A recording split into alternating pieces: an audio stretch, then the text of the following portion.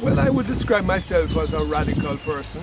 I've been radical since I was a teenager. Well, you need somebody to speak up on behalf of poor people. You need somebody to speak up on behalf of the working class in this country. Nobody is doing that. The two political parties are in the pay and the service of the capitalists and the private sector.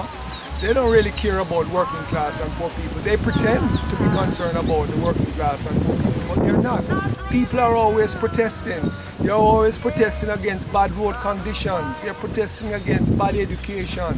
They're protesting against bad and inferior healthcare system, against environmental degradation, and so on and so forth, against police brutality, against human rights abuses.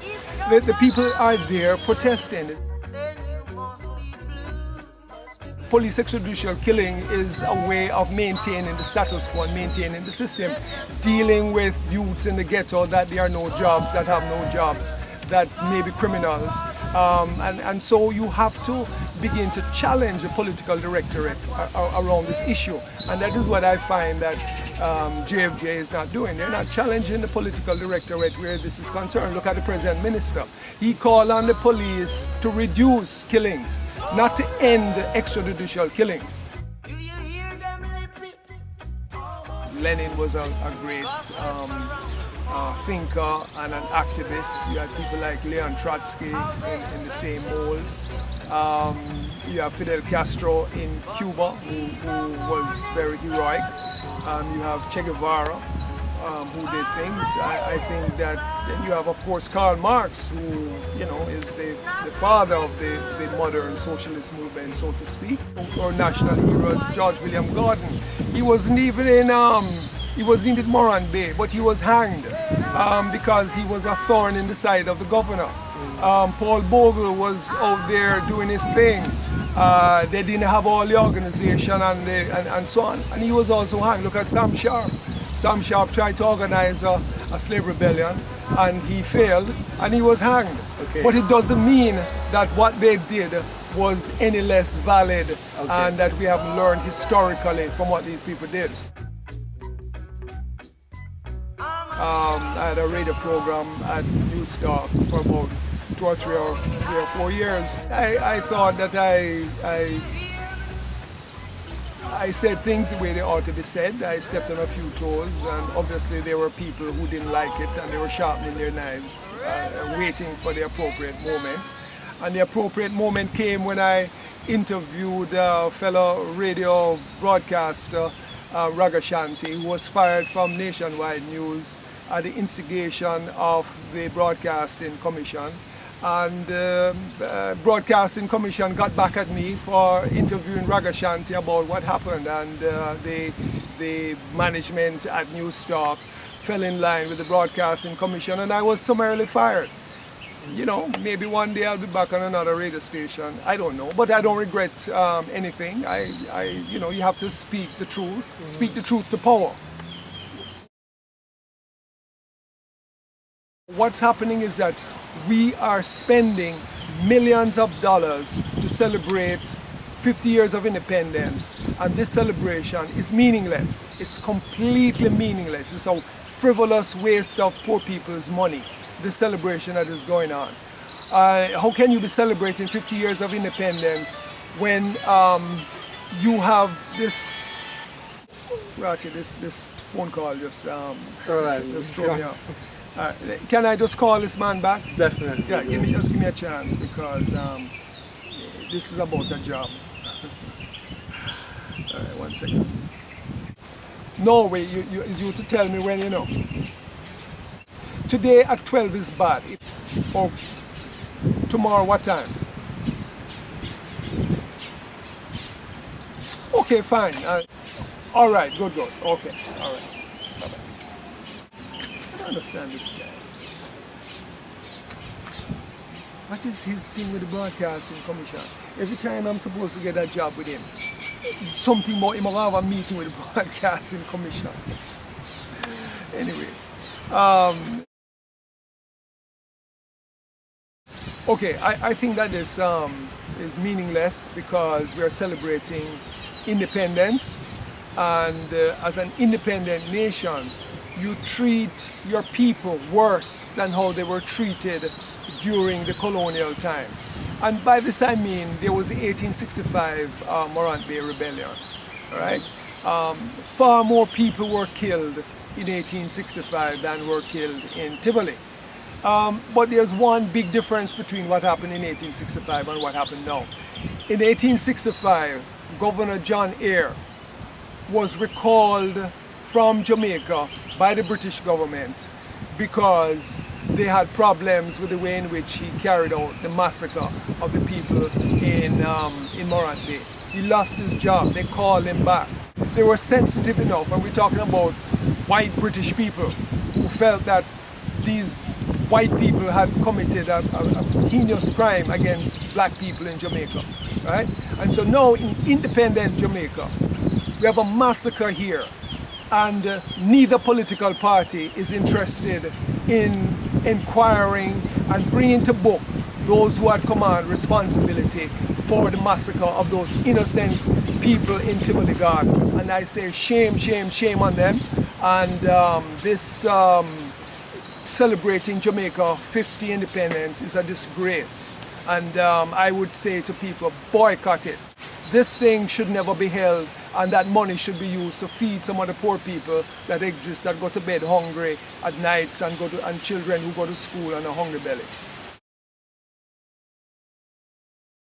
Over 73 people were killed officially.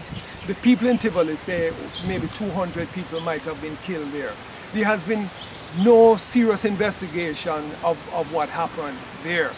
And the people who had command responsibility for that massacre are likely to walk away scot-free without having to give any account of what happened, and that is terrible.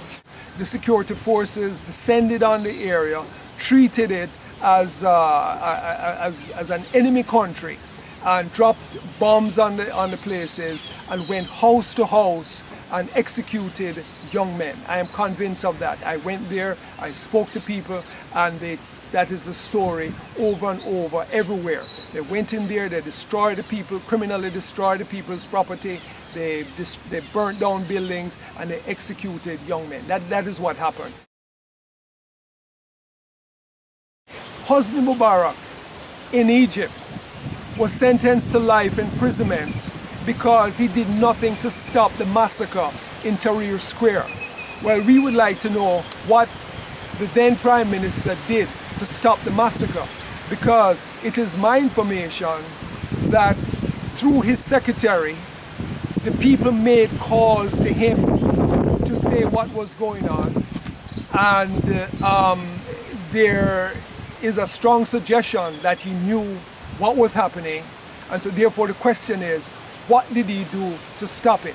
And if he did nothing to stop it, should he not be put on trial and treated in the same way that Hosni Mubarak was treated in Egypt and sentenced to life? It's a wicked budget. It's a wicked budget. And what they have done is they have gone out there and decided that it is poor people who must make up the bulk of this $23 billion deficit.